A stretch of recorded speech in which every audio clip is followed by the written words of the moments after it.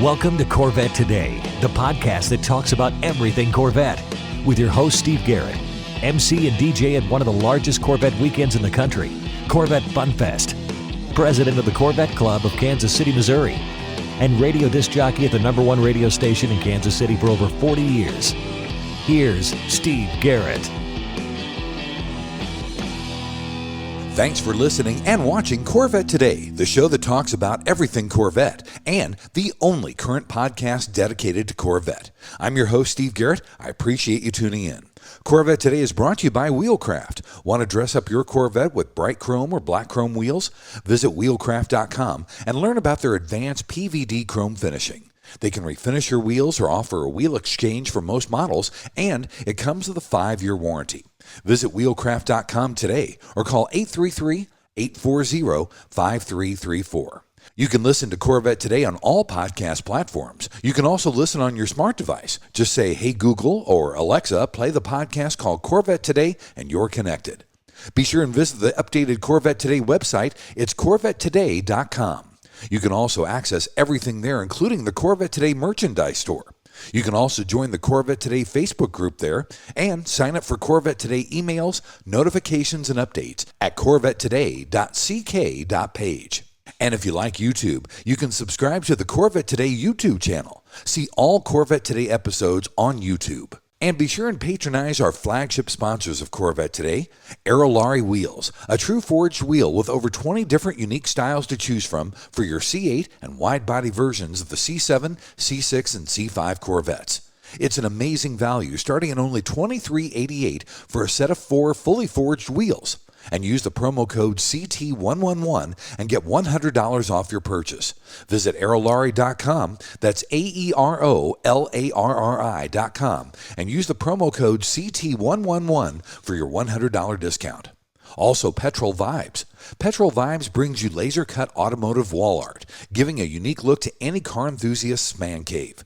Each piece is cut from real steel, powder-coated to last a lifetime, and free shipping worldwide at petrolvibes.com. Use the promo code Corvette Today, all one word, for a 10% discount on your total purchase. Also, midenginecorvetteforum.com, the forum that focuses on the new mid-engine C8 Corvette. Meet a lot of Corvette enthusiasts like yourself at midenginecorvetteforum.com. And a shout out to CanadianCorvetteForum.com, welcoming Corvette owners from around the world. My guest on Corvette Today makes a return appearance to the show. He was on episode number 26, which was October 2020. That's 2 years ago. He's back today to talk about his beautiful brand new book he's written that commemorates the 70th anniversary of Corvette. The book is called Corvette 70, The One and Only, and it's available right now. Plus, you're going to get a chance to win one of 2 books that we're going to give away on today's show. I want to welcome back my friend and Corvette photographer, Richard Prince. Richard, welcome back to Corvette Today. Thank you, Steve. It's really my privilege and my pleasure to be back with you. Buddy, it's great to have you back on the show. First of all, this book came out this month. Talk about the idea and the motivation to put this book together. Well, the idea actually originated with the publisher, Motor Books, which is part of a larger publishing organization called the Quarto Group. Motor Books is the largest publisher of transportation books in the whole world, and they have a long history of producing books that celebrate milestone anniversaries for significant cars and car companies, including Corvette. So they've done 50th anniversary, 60th anniversary books. So it was the next logical book in their sequence to do Corvette's 70th anniversary book. So that's really where the idea originated. So they contacted me and asked if I would be interested in writing the book. I've done 3 books in the past, and in fact, all were done with Motor Books, but the last one was published 20 years ago. So I took a big vacation from producing more books, and in fact declined to do several books in that 20-year period, either because I wasn't interested enough in the subject matter or because I was just too busy to devote the needed time and effort. But the subject of this one, A Comprehensive History of Corvette, held great interest for me personally, and the timing happened to be right. I do a lot of racing photography. That's really the bulk of my work. In 2020, I photographed the entire IMSA schedule. As well, I did the entire IndyCar schedule. Wow. IndyCar is sporadic for me. I think it was the 7th or 8th full season that I've done in the past 25 or 30 years. The book was really what I wanted to do in 2021. So it was a combination of the subject matter really interested me, and I had the time to do it. Very nice. See, it's been 2 years since you've been on Corvette Today and 20 years since you wrote that last book. So it's about time on both, I think, right? Yes, absolutely. Books take a huge commitment of time. They take a lot of self-discipline because you have to put in all of the work and all of the time and all of the effort up front, and you don't see the finished product until quite a way afterward. In this case, it was just about a year and a half between when I began, and a little more than a year and a half, in fact, between when I began writing and when the finished book was in my hands. So you have that long stretch of time where you have to put in the effort and the research and the writing and so on without really getting an immediate reward for all of your input. Yeah, and then you have the long stretch of time when you're waiting for the book to come out. It's kind of like making a movie, isn't it? It is in a way. The production company wraps up and the actors all go home and the catering people and the grip people and the lighting people, everybody leaves, and then there's months, sometimes even years of editing and assembling and then distributing and marketing. There's a long stretch of time, and you have to have the right frame of mind to be able to handle that. For sure. Richard, I thought the interesting part of this book is General Motors fully cooperated and backed you on this book. Give us the backstory about GM's full buy-in for this book. Yes, they did. The vast majority of people at GM, from the highest executive leadership to the people assembling the cars on the line, the vast majority are really passionate about Corvette. And I've learned that from my own long history with the company. They love the car, and they really deeply appreciate how much it means to the people around the world who love the car. Yeah. So they are, in general, very supportive of projects that celebrate Corvette's history. The publisher, Motor Books, has their own long and very beneficial history with General Motors. It was a perfect fit when Motor Books decided internally that they wanted to produce a 70th anniversary book celebrating that milestone in Corvette's history. They went to General Motors, and it was a very fluid and easy process to get GM on board, to secure a GM license, and to get GM's commitment to fully cooperate with the production of the book. And the cooperation was essential because obviously the book covers the entire history starting from the very beginning. While I personally have a long history with Corvette, I'm happy to say that I wasn't even around. I was not born yet in 1953 when the first one was produced.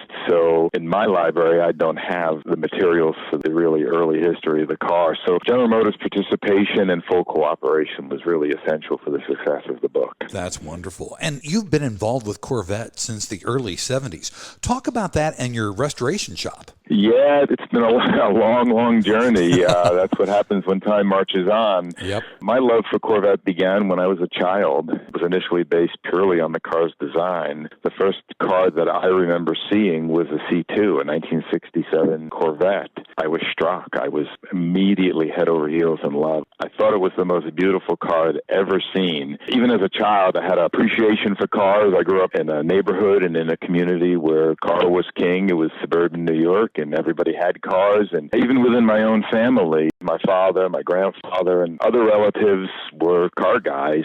I have an uncle who went from a Lancia to a GTO, wow, to an E-Type Jag when I was 5, 6, 7, 8 years old. So the exposure was there, but I'd not seen a Corvette prior that I recalled, and then I saw that 67, and I thought, man, that is just the most beautiful car I've ever seen. I've got to have one. I've got to get a job and start saving my money so I can buy one of these things. Nice. As I said, that was just purely based on the appearance of the car. Because I was interested, I learned more about Corvettes, and the more I knew, the deeper my appreciation got. I came to love everything about them. Yeah. The long and interesting history, the engineering, the performance, the styling, and I also appreciated the accessibility of Corvettes. They were accessible to anybody willing to work hard and save their money. Everybody loves a Ferrari or a D-Type Jag or a DB3 Aston Martin. These are cars that average people can fantasize about, but very few will actually ever own one. The Corvette is a different animal altogether. It's the fantasy car, but it's one that average people can actually own. All of these things came together to make it my favorite car. There you go. Talk about how you became the official photographer for Corvette. Well, I began photographing the Corvette race program at its inception. The program began with a test car, and they ran that test car for 2 years, 1997 and 1998, and they managed to keep it a deep secret. Over a 2-year period, I had a chance meeting with a Chevrolet marketing manager, a man named Garrett. He wanted to borrow some cars that I had for a display, and he told me that this race program was coming, and I thought, well, that sounds pretty interesting. I'd love to follow this program, kind of be embedded with the team for the 2 years of testing and the 3 years of racing, and then produce a book when it's over. I was not a particularly ardent race fan, but I was a big Corvette fan, and it just sounded like fun. And it was, again, good timing. I had just sold the restoration business that my wife and I had owned and operated. We specialized in vintage Corvette restorations. We sold that and were pretty free to do what we wanted. We didn't have children. We didn't have a mortgage at that point in time. I had the luxury of being able to stick with that race program. It was going to be 5 years total, and write a book when it was over. And I did exactly that. But I didn't write a book when it was over because it wasn't over. After the 3 years that General Motors had committed to, they renewed it for another year. So instead of racing 99, 2000, and then concluding in 2001, they renewed it for 2002. I was able to stick with it another year, and I'd come that far. So I said, okay, I'll keep following for another year, and then I'll produce a book. And then at the end of 2001, they renewed it another year. And then they renewed it another year. It reached a point for me that I thought, I really enjoy doing this. I don't want to call it quits. And if I call it quits now, then I'm not completing what I started, and I always like to complete what I started. So I decided to stay there, stay in the racing arena. It's hard to believe, looking back, but in those early years, there was no official photographer for the Corvette racing program. That's crazy. Yeah, it is. It just seemed natural at the time, though. Nobody thought too deeply about it, and they sort of had an unofficial photographer in me. It was very convenient because I was at all the races and already had relationships with people at Chevrolet and their ad agency. So when they needed photos, I got the call, and I was licensing photos for their win ads and their press kits and autographed cards and posters and banners and other uses, but I was not contracted directly to Chevrolet as the official photographer. When they renewed the program in 2002 to do one more year, I thought, well, let's see if we can go one step further. And I wrote a very detailed, very passionate proposal that went to some leadership at Chevrolet. My basic argument was, you now have the most successful GT racing program in the world, and you're racing at a level where it's pretty ridiculous not to have a dedicated photographer. So for literally a fraction of 1% of your budget, you can have somebody there devoted entirely to this program. If you think you should, by the way, I am available. So that's how that happened. They agreed with the assertions that I made, and I believe it was starting in the 2005 season, I was contracted directly to General Motors. It was a few years later, when the company was going through its bankruptcy reorganization, that my relationship was reorganized along with a lot of other things. And in, I believe it was 2008, I went through a process and became what they call a Tier 1 supplier to General Motors, which to this day I still find kind of amusing because technically I'm in the same category as every other Tier 1 supplier to the company. So that includes Michelin and Goodyear and Johnson Controls and Lear and Bosch. Wow. So, yeah, it's been a very interesting relationship because their Tier 1 direct suppliers are typically global corporations, providing them with 600,000 modules and 1,200,000 seats and 330,000 wire harnesses and so on and so forth. It's typically not one individual providing a direct service. It's been glorious. It's been a really, really satisfying relationship, and it's been good for both of us, very mutually beneficial. Yeah. I'm very devoted to the company. I love the company and its history, and I think they would agree that I have consistently gone above and beyond to provide great service to them and to help them do what they do, which is build and market cars. Absolutely right. You're in great company in that Tier 1 group, Richard, that's for sure. And that was really centered around the racing photography, and I've served as Corvette racing photographer ever since. I've also done Cadillac racing photography directly for the company since I think this is my 20th year, actually. Amazing. Enjoy the privilege of providing a lot of production car photography to all of GM's divisions. What a great gig, buddy. That's awesome. You know, your work and photographs have appeared in over 400 different publications. Talk a little about that. Do a little name dropping, okay? Sure. That, of course, has evolved considerably in recent years as the publishing world has evolved considerably. I actually started as a writer. I started producing editorial content while we were still running our restoration business. I started writing a column for Randy Riggs at Vet magazine. The column led to other writing, feature stories and technical stories, and those required photography, so I suddenly found myself a photographer, and that was initially only in support of my writing. I never dreamed that the photography would take on a life of its own. In a pretty short period of time, I went from writing a column for enjoyment, because I had a business with a dozen employees to operate, but it took on a life of its own, and pretty soon I had two new jobs, writing and photography for the editorial world, and that just grew exponentially. I was writing at least one and sometimes as many as 4 monthly columns for different magazines, and I was typically, on average, doing 5 or 6 or 7 articles a month. That spread to outside the borders of the USA. I, at one point, was doing a lot of work for a Japanese magazine, of all things. Wow. There's been occasional articles or photography for magazines all over Europe. When I started shooting racing, when Corvette went racing at Daytona in 1999, the more experienced race photographers who had already been there in that world for a number of years, one after another, they all said the same thing, which was, don't give up your day job. Don't stop what you're doing outside of racing, because racing's fickle. It comes and goes. The good paying work is unusual. It's hard to come by, and it's here today and gone tomorrow. The car companies are in and out of racing, the oil companies, the tire companies, the corporate involvement comes and goes. So don't get used to it, and don't give up your day job. So I followed their advice. I didn't give up my day job. I kept writing, kept doing photography for editorial clients in the U.S. and, as I said, elsewhere all around the world. The racing never went away. Thank goodness for that. Now, you've also done a lot of photography for other car brands. Drop a few car brand names that you've worked for as well. Yes, that's been exciting and interesting and a privilege in every case. I've had the privilege of working with most of the major manufacturers to one extent or another. Some were one-off projects.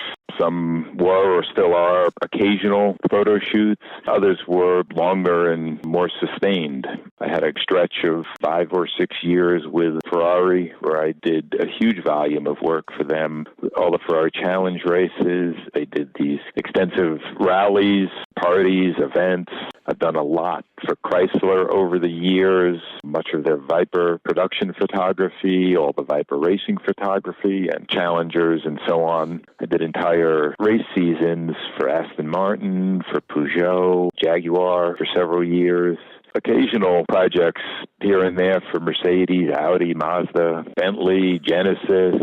But hey, variety is the spice of life, and I can't say I've ever had even not a miserable experience. I've never had a bad experience with any of the car companies. Each produces its own challenges, but they're all different and they're all interesting. I'm sure it is. Well, buddy, let's take our first break, and when we come back, we're going to talk more about the book, Corvette 70 Years, the One and Only, with the author, Richard Prince, the official Corvette photographer, here on Corvette Today. We all know that wheels make the car. Wheelcraft will help you take your Corvette to new levels. Wheelcraft offers the world's best PVD chrome finish available on the market. Available in bright chrome and black chrome. Wheelcraft nails it in both appearance and durability. And it comes with a 5-year warranty against brake dust burns, pitting, peeling, and color delamination. Wheelcraft is also ISO certified. Whether you're having your wheels refinished or an exchange transaction, there is no core fee, no deposit, and you don't pay for the finished wheels until they are installed on your car. Wheelcraft insists on complete satisfaction before you pay. Hear from one of our customers. I picked up a brochure at the National Corvette Museum and we took delivery of our new C8. I called Wheelcraft, and in 15 minutes, I ordered the new bright ice chrome wheels. Wheelcraft's follow-up and follow-through is superb. The wheels arrived on Sunday, installed on Monday, and cores were returned same day. The wheels are the highest quality I've ever seen, and they look awesome. Great prices, great customer service from initial contact to installation. Thanks, Dennis from Nashville. In many cases, Wheelcraft offers finished wheels on exchange or will apply this new finish to your wheels. Either way, Wheelcraft treats your wheels as their own. Visit our website at wheelcraft.com or call us at 833-840-5334. Arrive in style with Wheelcraft. The Radiator Grill Store offers protection for your C8's front radiators and side intakes. They also carry front strut tower covers to prevent rusting and pooling water, all with do-it-yourself installation. Get 10% off your total purchase with promo code CT10. See the full line of products at radiatorgrillstore.com. When you want to buy a Corvette, or any Chevrolet for that matter, get yours from Hendrick Chevrolet Shawnee Mission, located in Kansas City. Hendrick Chevrolet is the largest Corvette dealership and showroom in the Midwest. With a knowledgeable sales staff and Corvette sales specialists on hand, they'll help you build the Corvette of your dreams, and they ship nationwide. With Corvette certified master mechanics on site and a huge parts department with over 24,000 parts and $2 million in inventory, Hendrick Chevrolet is well equipped to take care of your every need. From sales to service to collision repair, Hendrick Chevrolet has you covered. Visit ChevyUSA.com or call 913-384-1550.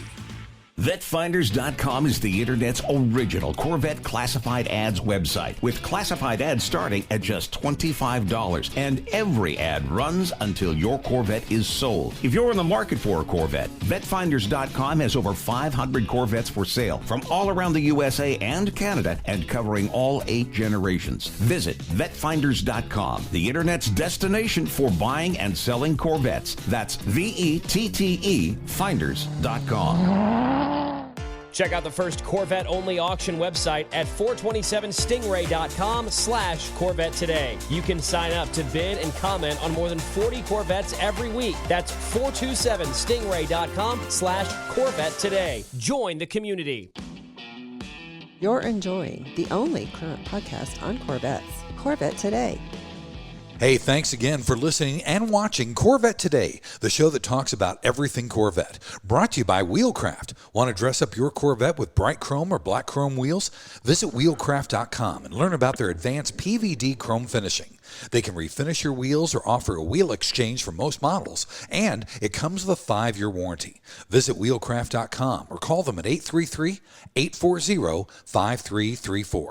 I'm your host, Steve Garrett. With me today is the official Corvette photographer, Richard Prince. Richard has just written a book called Corvette 70 Years, the One and Only. As a matter of fact, in section number 3, I'm going to tell you how you can win one of 2 of these books from Richard. In the second segment, we're going to talk about actually putting the book together. Richard, talk about how long it took to put this project together from start to finish. Well, writing the text and assembling all of the photographs and the other visual materials that are in the book took exactly 1 year. I began early in January of 2021. My obligation was to deliver the complete manuscript and all of the visual materials by the end of the year, and I did. It was December 31st, 2001 when I delivered. So that was a solid 1 year, and then, though technically my responsibility was finished, I ended up playing an active role in the editing and layout processes, and that took another, well, say about another 3.5 months early in 2022. Wow. The pictures and the photography is spectacular. Obviously, you took many of these pictures. How long did it take to assemble all these pictures for the book, and where did you get some of the other pictures? I worked on gathering and organizing the photography and the other visuals that were used in the book throughout all of 2021. So I didn't start with the writing, complete that, and then move on to the photography. It was a continuous process, sort of a fluid process. So in between my travel and my other work obligations, whenever I was home, I had time set aside. I was simultaneously working on the writing and the photography. I dug deep into my own library, which generally goes back to the early mid-1990s. I dove deep into the GM Media Archive, which was an invaluable resource. I spent in total about 3 or 3.5 weeks spread over 6 visits to Michigan to do in-person research at the GM Media Archive. Wow. Yeah, got probably two-thirds or close to two-thirds of the visuals that are in the book from the archive. A little bit of a surreal experience there in the beginning, at least, was I would put in some search terms into their system and then get selects that their algorithms produce. It was a little bit of a surreal shock when my own photos started coming up. Wow, nice. Yeah, after more than 20 years of providing photography to GM, there are thousands of my photos in the system, but I normally am not there doing research, so I don't have a chance to keep coming across them. So that was a fun part of the experience. And of course, going back to the earlier days, the 1950s, 1960s, 70s, into the 80s, and into the 90s, the GM Media Archive is a treasure trove. It's a really, really rich resource.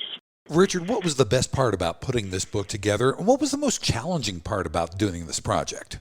Well, there were a lot of best parts, a lot of really positive aspects of it. One of the most satisfying parts of creating the book was having the opportunity to recognize as many of the individuals who are responsible for Corvette survival and success. I wrote something about this in the acknowledgments.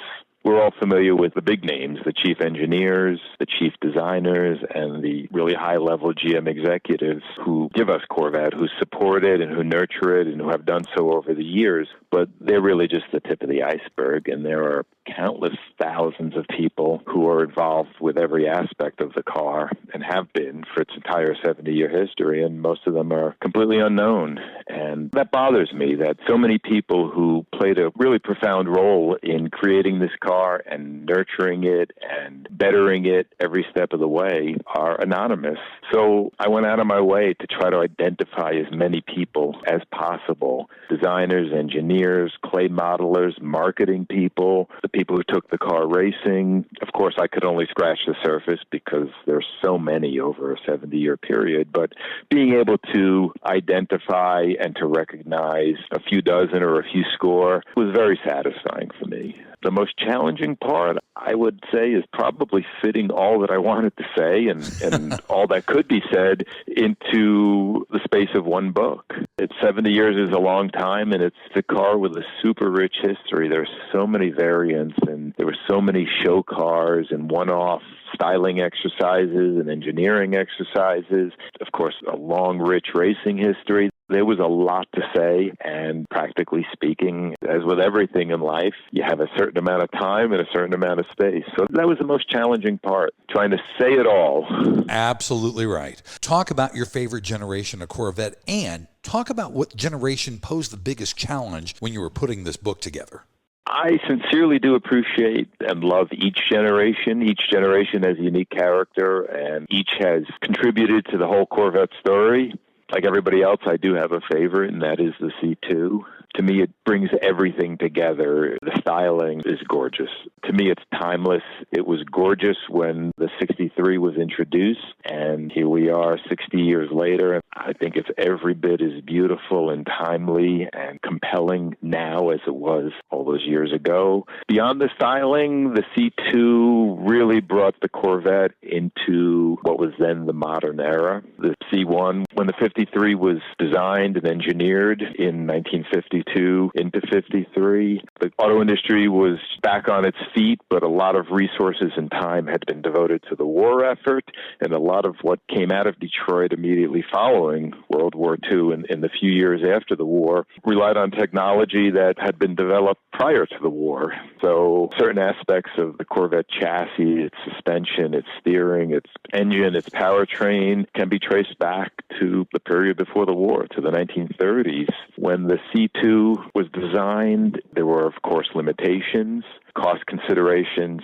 time considerations, and of course technology restraints. But the car was updated in many relevant ways for 1963. It got an independent rear suspension. It got a much more modern ball-jointed double wishbone front suspension, recirculating ball steering system. All these were significant advances from where the C1 was at.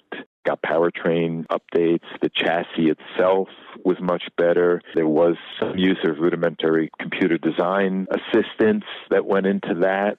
So for me, the C2 brought together the most beautiful styling. I think it's still the most beautiful styling. Yeah. And it also created a car that was, for the time period, an astounding performance machine. They were among the fastest production cars in the world at the time. And though obviously the march of technology has passed them by a wide margin, you can still get into a C2 and you will have no problem keeping pace with modern freeway traffic, with dealing with obstacles in the road or slippery roads. It's still a car to this day, 60 plus years after it was created, that you can drive comfortably under any circumstances. That's really why it's my favorite generation. That 63 split window brought me into the world of Corvette, and I love the C2s as well, buddy. That's for sure.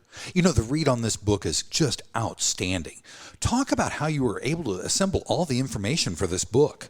I began with an outline that created the organizational framework for the book. And in general, it's organized chronologically, which to me made the most sense. It's a history book covering 70 years, and I think most people think in a chronological way when they think of the history of anything. So you start at the beginning and run through the timeline and conclude with the present and maybe have a look into the future. So that was a starting point, a chronological outline, and then I broke that down into distinct chapters for each generation and different aspects of each generation, the production cars, the ongoing development for each generation, racing for each generation, and the one-off styling and engineering exercises for each generation. Working with that outline, I sort of filled in all the information, much of which was already in my head. That comes from a lifetime of owning and restoring and driving and enjoying and photographing and, of course, writing about the cars. So a lot of the history's already in my mind, but, of course, there was a lot more to learn. And that was another really enjoyable aspect of the project, was furthering my own knowledge and my own understanding. I have a large library of books, magazine articles, and other printed materials, so I consulted that frequently. As we discussed already, I had complete access to the GM Media Archive, and that is an incredible resource. The photos, of course, tell a story, but beyond the photos, there is a huge treasure trove of documents in the GM Media Archive, engineering documents, design documents, internal letters, etc. The more you look, the more you learn. I was only able to scratch the surface because one lifetime wouldn't be enough. There are, I'm told, somewhere between 15 and 16 million items in the GM Media Archive. Wow. Yeah, so there's a lot to look at, but there's a lot to learn. So I learned a great deal from my time spent there. When it came to more recent Corvette history, and by that I mean the last 40 or so years, the C4 era forward, I was able in many cases to go to people with firsthand knowledge, including some people who are still with GM, design leader Kirk Benyon, for example, Corvette product marketing manager Harlan Charles. I was also able to reach out to retirees, Skip Hufstadter, who had an incredible career with GM that began in 1959. He was a design engineer who did a lot of work with Corvette over the years. John Cafaro, design team member for C4, chief designer for C5, executive director for global Chevrolet design for C7 and C8. These are examples of people who I was able to reach out to directly, to call or email when I had questions or needed more information, needed to fill in some blanks. Without exception, they were all extremely generous with their time. So that was a huge, huge help to be able to reach out to people who are at GM, people who were at GM. And then I also was able to tap into resources in the larger Corvette community. There are people out there with intense expertise, incorporating that into the book and hopefully producing a more interesting, more informative, and more accurate book. There you go. Well, buddy, let's take our final break. And when we come back, we're going to talk about how you can buy a book and how you can win a book. We're with Richard Prince, the official Corvette photographer and the writer of a brand new book called Corvette 70 Years, the one and only, right here on Corvette Today. Are you ready for a better insurance policy without the Corvette tax? With Agreed Value Protection, the value of your collector vehicle will never change. Plus, you'll save money. Get a quick quote at ncminsurance.com. Hey, honey, are you awake? I am now. I can't sleep. Since turning 50, I keep dreaming of a red door and a blue door, somehow knowing there are only choices for retirement. Okay. Through the red door, we outlive our money. We have to rely on our kids. We're stuck on a fixed income. It's terrifying. Yeah, that would suck. But through the blue door, our money outlives us. We retire on our terms. Our kids stay our kids, not our caretakers. We make work optional. Yes, that's much better. That's what I want too. But what do we do? We call True Wealth & Company at 913-653-8783. They specialize in helping successful people make work optional. They're our fiduciary Blue Door personal wealth managers. Hey, where are you going? It's 3 a.m. I can't sleep. I'm going to check out True Wealth & Company online at retirewithtrue.com. That Blue Door is going to be our retirement. 913-653-8783. Visit us online at retirewithtrue.com. Investment advice offered through True Wealth & Company, LLC, a registered investment advisor in the state of Kansas. American Hydrocarbon is your one-stop shop for custom interior, exterior, and engine bay items for your C4 through C8 Corvette. We can help you create a custom look for your Corvette with carbon fiber or 10 different color patterns and styles. Whether it's a custom-made engine cover for your new C8 mid-engine Corvette or custom-made C4 interior upgrades, American Hydrocarbon can help you transform your Corvette into a best-in-class show car. And now we're proud to announce that we can produce and distribute officially licensed GM products for the C8 Corvette. That includes the front splitter, side skirts, engine appearance panels, and engine fluid caps. Plus, we now also carry the C8 Speedline side skirts along with the engine appearance package and high wing. Our products have been featured in Vet and Corvette magazines. Give us a call, 813-476-5638. Visit our updated website at AmericanHydrocarbon.com or email us at pat@AmericanHydrocarbon.com. Let us help you make your Corvette the car you've always wanted it to be. American Hydrocarbon. Mid-America Motorworks has been the industry leader and aftermarket supplier and manufacturer of Corvette replacement parts and accessories since 1974. We have what you need for all years and generations of Corvette. Whether you need a door panel or seat cover for your C1 Corvette or the latest shirt, jacket, hat, or lifestyle accessory to complement your new C8, you can get it at Mid-America Motorworks. So if you're restoring, repairing, replacing, or simply researching your Corvette, Mid-America Motorworks is the place to go. Visit our website at mamotorworks.com and shop Corvettes by generation or specific year. Or call us Monday through Saturday toll-free at 800-500-1500 and talk to one of our Corvette experts to help you get the right part or accessory. Pursue your passion with Mid-America Motorworks. And now back to the only current podcast on Corvettes, Corvette Today, with your host, Steve Garrett. Hey, thanks once again for listening and watching Corvette Today, the show that talks about everything Corvette. Brought to you by Wheelcraft. Want to dress up your Corvette with bright chrome or black chrome wheels? Visit wheelcraft.com and learn about their advanced PVD chrome finishing. They can refinish your wheels or offer a wheel exchange for most models, and it comes with a 5-year warranty. Visit wheelcraft.com or call them 833-840-5334. I'm your host, Steve Garrett. With me today is Corvette official photographer Richard Prince. Richard has a brand new book out right now called Corvette 70, the one and only. As a matter of fact, in this segment, we're going to talk about giving away 2 books, so stick around. Richard, before we get into all that, I love how you incorporated into the book Corvette racing. All those pictures were taken by you, obviously. Talk about getting Corvette racing involved in this project.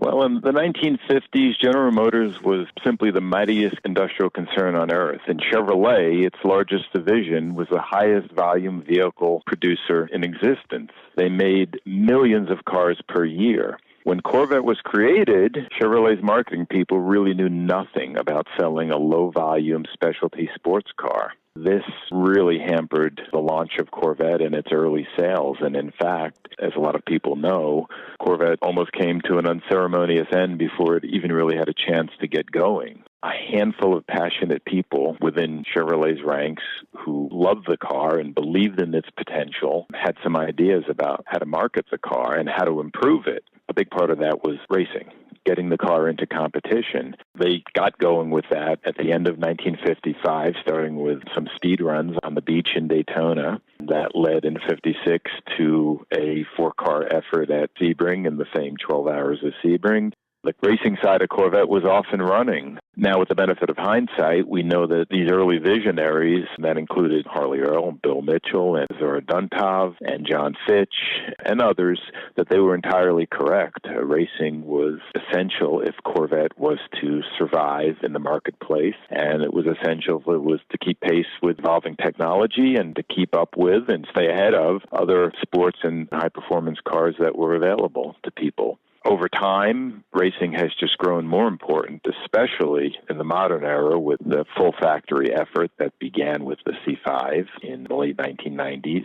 Racing and production Corvettes have grown closer and closer, never more so than with the C8 and the C8R. The race car and the production car were developed simultaneously. The racing has produced an infinitely better Corvette, and it has also done a great deal to demonstrate to the world that this is not just a pretty face. It's a really serious performance car.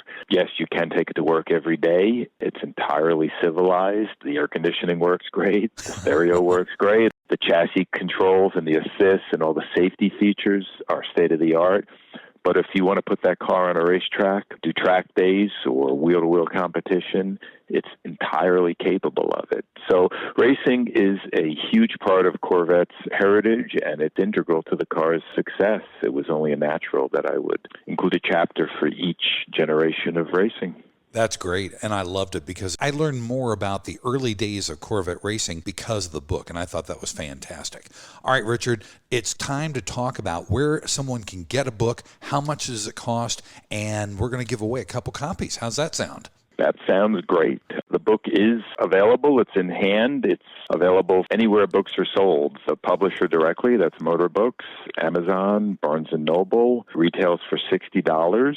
Anyone who wants to buy a signed copy of the book can buy it directly from me. The best way to do that is to either contact me via email. That's richard@rprincephoto.com.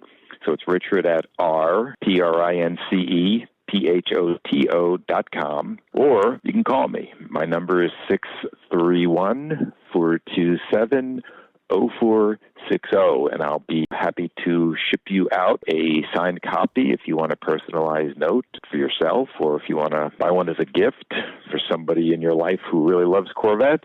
I'd be delighted to help you out. That's awesome. And your publisher has given us a couple books to give away. All you have to do is to get into this is write to me personally, steve@CorvetteTodayPodcast.com. Give me your name, your full mailing address. For the next 2 weeks, you'll be in the running for one of these two Corvette 70 Years, the one and only book. Richard, thank you again for coming back on Corvette Today. It's been an honor and a pleasure. Congratulations on this book. It looks phenomenal. It's a fantastic book. I can't thank you enough for coming back on the show. Well, thank you for your kind words, Steve, and thank you also for what you do. The podcast is fabulous, and I think it provides a great voice and great opportunities for Corvette lovers everywhere.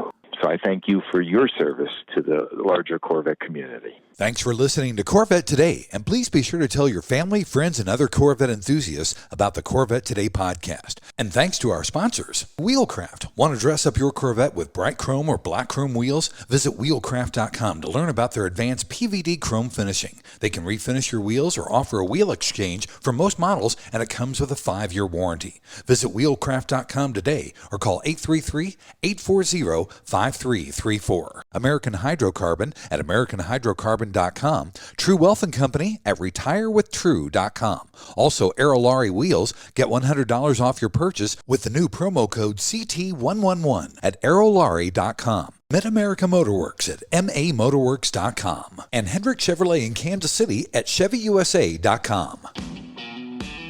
You've been listening to Corvette Today with Steve Garrett. If you'd like to contact Steve with any thoughts on the podcast or ideas for guests on Corvette Today, you can email him at stevegarrettdj@gmail.com. That's stevegarrettdj@gmail.com. Garrett has 2 R's and 2 T's. Or connect with Steve on social media on Facebook, Twitter, or Instagram using @SteveGarrettDJ. Thanks again for listening to Corvette Today.